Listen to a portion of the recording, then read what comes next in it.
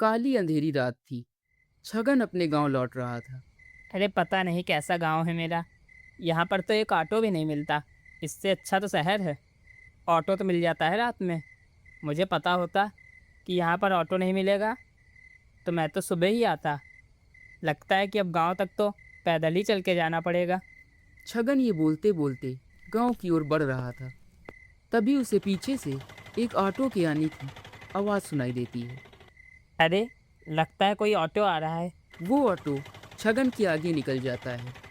अरे वो ऑटो वाले, रुको ज़रा। छगन की आवाज़ सुनकर वो ऑटो रुक जाता है और धीरे धीरे पीछे वापस आता है। अच्छा हुआ भाई तुम आ गए, वरना मुझे तो गांव तक पैदल ही जाना पड़ता। चलो भाई, मुझे आगे रामपुर गांव तक छोड़ दो। मुझे तो लगा था कि आज मुझे पैदल ही जाना पड़ेगा गांव तक। बैठिए, अभी छोड़ देता हूँ। अरे भाई, तुम इतनी रात में कहाँ जा रहे थे? भला तुम्हें इतनी रात में भी कोई सवारी मिलती है? आज तो चलो मैं मिल गया, लेकिन ऐसे रोज़ कौन मिलता होगा इतनी रात में? नहीं साहब, ये बात नहीं है। सवारी तो मिल ही जाती है अगर रोड पर निकलो तो, जैसे आप आज मुझे मिल गए। हाँ भाई, बात तो तुम बिल्कुल ठीक कह रहे हो। वैसे तुम्हारा घर कहाँ पर है? कहाँ से आते हो तुम? अरे साहब, मेरा कोई घर नहीं है, ये ऑटो ही मेरा घर है। क्या? ये ऑटो ही घर है? इसका मतलब तुम इसी में रहते हो? घर नहीं जाते क्या? क्या तुम्हारे घर में कोई नहीं है? नहीं, मैं अकेला ही हूँ, इसीलिए मैं रात भर ऑटो चलाता हूँ। अरे पता नहीं भाई, तुम कैसी अजीबो गरीब बातें करते हो। चलो अच्छा ठीक है, मुझे जल्दी से गांव छोड़ दो। रास्ता तो तुम्हें मालूम है ना?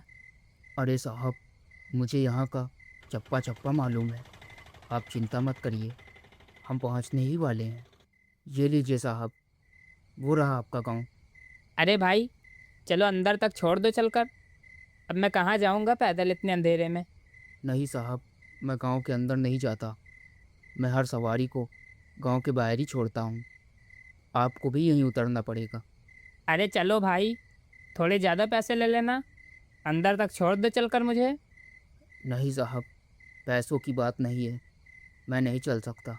चलो ठीक है भाई, शुक्रिया, तुमने मेरे गांव तक मुझे पहुंचा दिया, वरना अब तक तो मैं पैदल ही आ रहा होता।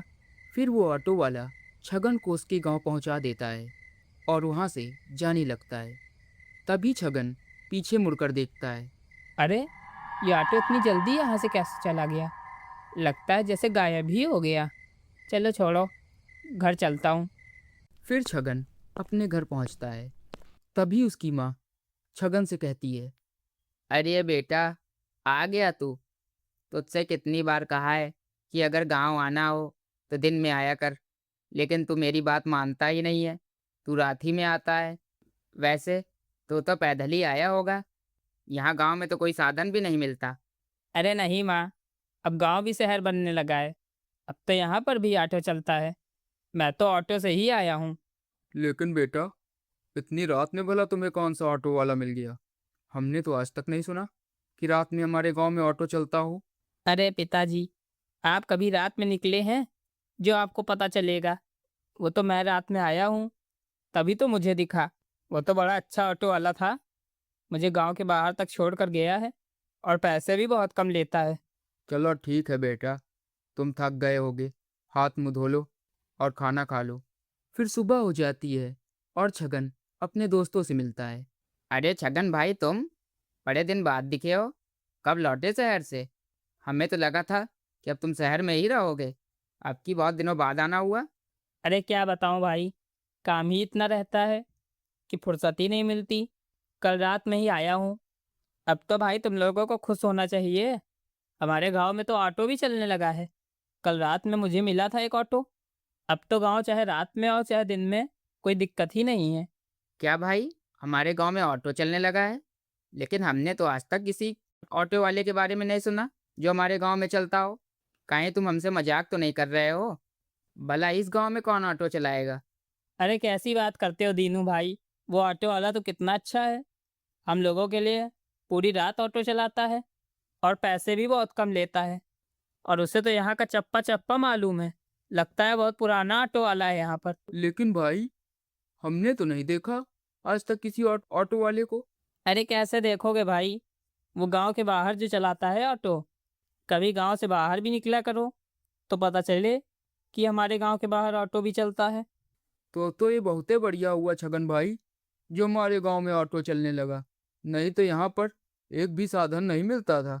एक रात मुन्ना नाम का आदमी उस रास्ते से गुजर रहा था। अरे मौसम सुहाना है, हमको तो पी के आना है। वाह क्या मौसम है, आज तो पीने का अलग ही मज़ा आएगा। पर कमबख्त कोई साधन नहीं मिल रहा है यहाँ पर कि जल्दी से पहुँचूँ। तभी वो ऑटो वाला वहाँ से गुजरता है और मुन्ना उसे रोकता है। अरे ए ऑटो वाले, रुकना तो। उसकी आवाज़ सुनकर वो ऑटो वहाँ पर रुक जाता है। कहाँ जाना है भाई साहब? अभी पहुँचा देता हूँ। अरे पहले बैठने तो दो, तो बताता हूँ ना। तुम तो मुझसे भी ज़्यादा जल्दी में लग रहे हो। फिर मुन्ना ऑटो के अंदर बैठता है और ऑटो चलने लगता है। कहाँ जाना है भाई साहब? अब तो बताओ। अरे वो पास वाले ठेके पर ले चलो ज़रा, वहीं पर जाना था। एक एक जाम हो जाए, मज़ा आ जाएगी। तू भी चल साथ में, तुझे भी पिलाता हूँ। नहीं साहब, ये सब बहुत बेकार चीज़ें होती हैं। मैं ये सब नहीं पीता और आप भी ये सब मत पीजिए। अरे मेरे सामने दारू की बुराई करता है। कभी तूने पिया भी है जो तुझे इसका स्वाद पता हो? और मुझे ज़्यादा दिमाग मत बता, जितना बोला है उतना कर। ठेके तक ले चल मुझे, और आज तो तुझे भी मेरे साथ पीनी ही पड़ेगी। आज तेरी ना नहीं चलेगी। अरे साहब, एक बार आपको समझ नहीं आता क्या कि मैं उस ठेके पर नहीं जाऊंगा?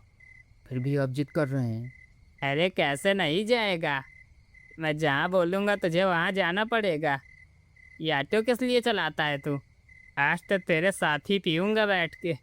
जितना बोला है उतना कर, वरना अभी घसीट के एक झापड़ मारूंगा। लगता है आपको ऐसे नहीं समझ आएगा। अभी आपको समझा देता हूँ।